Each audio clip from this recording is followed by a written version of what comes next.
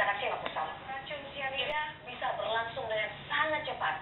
Dalam sejumlah kasus, hanya butuh 7 menit sejak korban menenggak racun sianida baik secara sengaja ataupun tidak, hingga akhirnya ajal menjemput.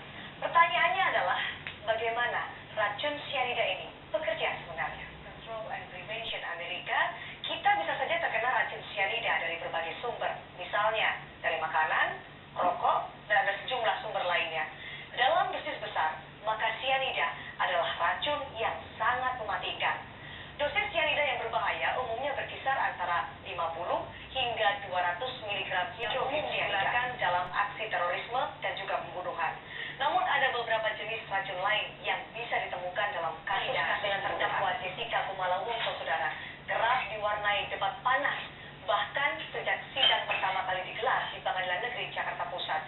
Jessica berdebat dengan Sandi Salihin, saudara kembarnya. Jumlah pegawai Cafe Olivier juga dihadirkan di persidangan. Seorang pelayan yang menjadi saksi kasus kopi maut juga menyebutkan bahwa Jessica Kumala Wongso langsung membayar semua tagihan pemesanan minuman tepat setelah ia memesan, bahkan sebelum minuman itu dihidangkan.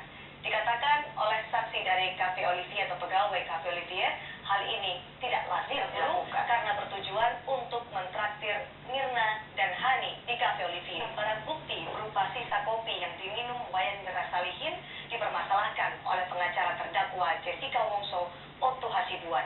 Otto mempermasalahkan keabsahan barang bukti sisa kopi Mirna yang seharusnya dalam keadaan jaksa umum mulai menghadirkan ahli-ahli di persidangan untuk memberikan keterangan sesuai profesi dan keahliannya.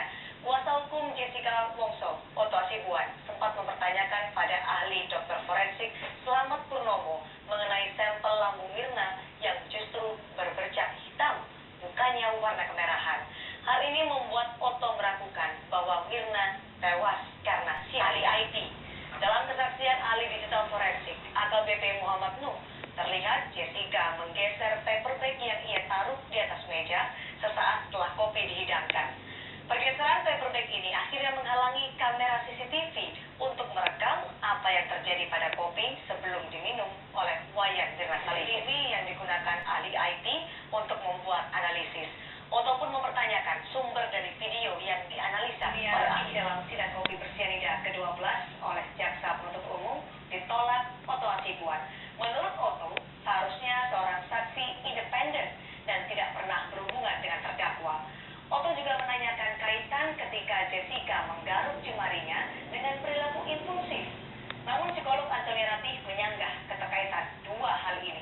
Menurut Antonia, menggaruk adalah bentuk dari ekspresi kesibukan. Sidang kopi bersianida selalu diwarnai perdebatan.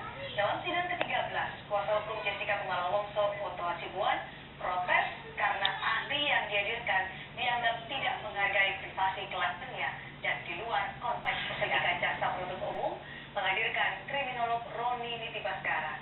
Keterangan Roni lah yang mampu membuat Jessica menitikkan air mata. Dari hasil observasi terhadap Jessica Kumala Wongso, ahli kriminologi Roni Nitibaskara menyimpulkan jika terdakwa Jessica punya unsur-unsur kecenderungan seorang Jessica, Otto Hasibuan, dan ahli kriminologi Roni Nitibaskara. Dari pengamatan terhadap gerak tubuh Jessica dan Mirna saat berpelukan, Roni menyimpulkan jika ada jarak pada hubungan pertemanan Mirna dan Jessica. Biasanya Otto Hasibuan terlihat lebih vokal, namun pada persidangan kali ini kuasa hukum Jessica, Yudi Wibowo, juga ikut buka suara dan emosional dengan kesaksian Roni. Suasana sidang menjadi gaduh sehingga ketua majelis hakim mengancam untuk menghentikan sidang. Belum ada titik terang apa dan siapa yang membunuh Wayan Mirna Salihin. Jaksa penuntut umum, tim kuasa hukum hingga ayah Wayan Mirna Salihin terus memutar otak